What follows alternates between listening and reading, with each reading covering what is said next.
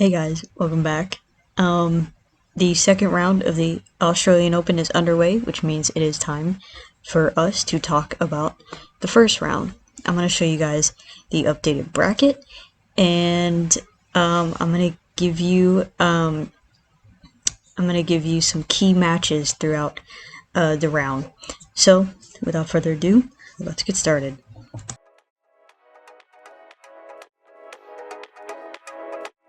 You guys, this is the updated bracket. I'm gonna scroll down for you, and as you can see, I don't like to toot my own horn usually, but I'm gonna have to this time because I did a pretty good job picking these matches. As you can see, 77% might actually be the highest percentage I've actually ever gotten, so hopefully things continue well in the second round, which has already started. So yeah, so there you go. There's the second bracket. I'm actually going to scroll down. Or second bracket. The updated bracket. I'm going to scroll down so you can see everything. Excuse me. So just want to give you one more peek at it before we move on to the next portion of the video. Excuse me. And yeah, there you go. So, alright, there you go, and now it's time to talk about key matches.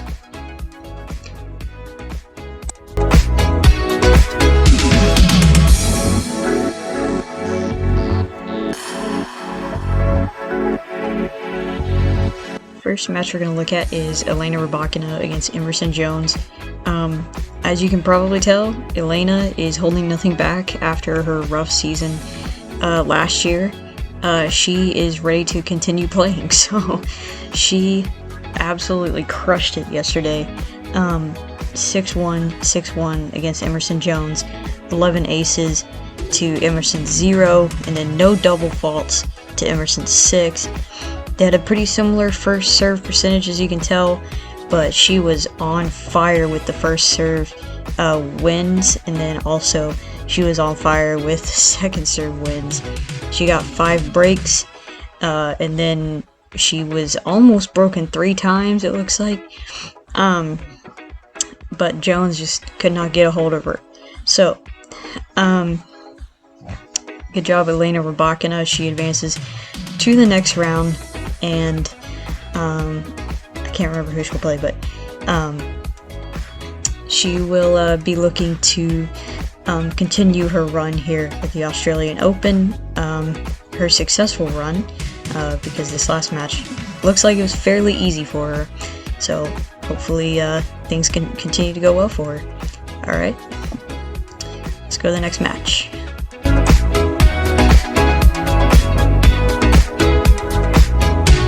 Number 2, Sabalenka against Stevens. Sabalenka wins 6-3, 6-2. You can see though that she is behind on a couple of these things here, the percentage wise and also the double faults. They both had 2 aces, but the win percentage on the serves is significantly higher than Sloane's, and then Sabalenka broke 5 times, whereas Sloane only broke 2, and there were no tie breaks and everything. So Sabalenka, her game has gotten a little bit interesting, but I believe she will continue her run here at the Australian Open very well, so I definitely see her in the final, so stay tuned. Alright, next match.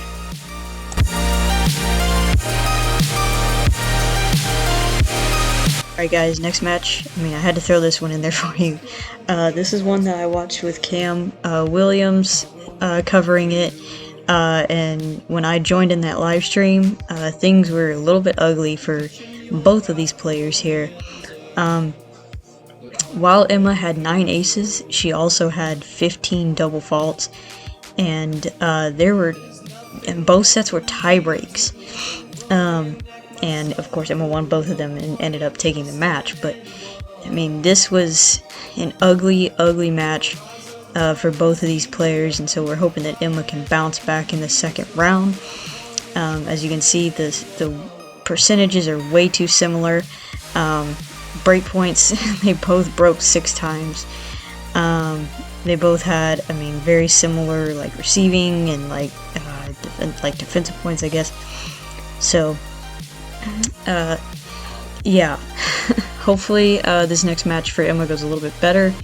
But yes, this was a key match because it was just interesting in a sense, because it was like it looked like it was going to go towards Alexandra, and it looked like it was going to go through Raducanu. But eventually Raducanu ended up taking it, and she moves on to the second round. So, but yes, it was kind of an ugly match at first, and then it kind of sorted itself out. So, yeah, alright, next match.